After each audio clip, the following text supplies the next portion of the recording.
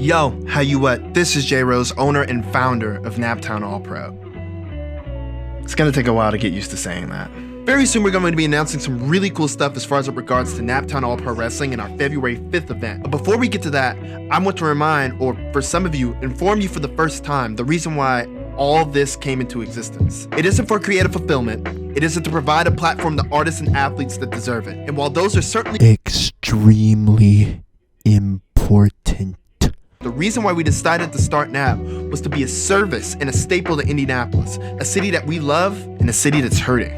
If you've ever heard me host a show, you've more than likely heard me say I'm not too good with numbers. But if you'll indulge me, I have some stats I want to go over real quick. Per the DPI's collective research from the FBI, Indiana ranked 3rd among states in the USA Midwestern region in terms of murder rate. And according to the FBI's Uniform Crime Reporting Program, Indianapolis ranked 10th in cities whose population is at least 250,000 and above in violent crime rate, which, when simplified and averaged with a little bit of leeway, means that just about 1 in every 500 people who were residents of the Circle City in 2019 were a victim of violent crime. In addition to that, Indianapolis has shattered its record for a number of homicides, 6 of the past 7 years, including 2021, where there were 271 cases, breaking the record set in 2020 at 245. I could go on and give you more stats, like how according to the Indianapolis Star's databases, 35 of the people who were victims of homicide last year were 21 years old and under, with 57 the year prior and 31 the year before that. But that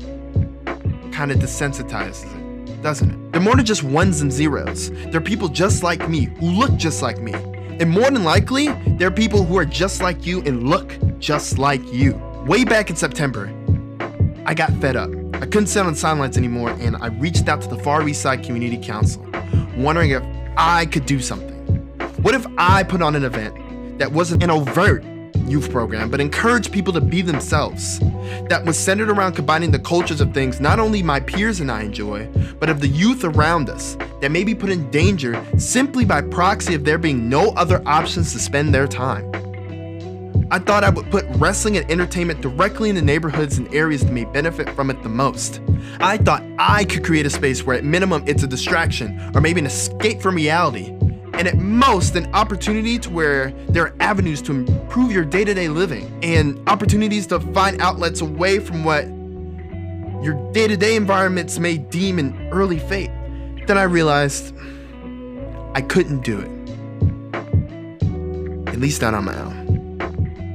But maybe we can.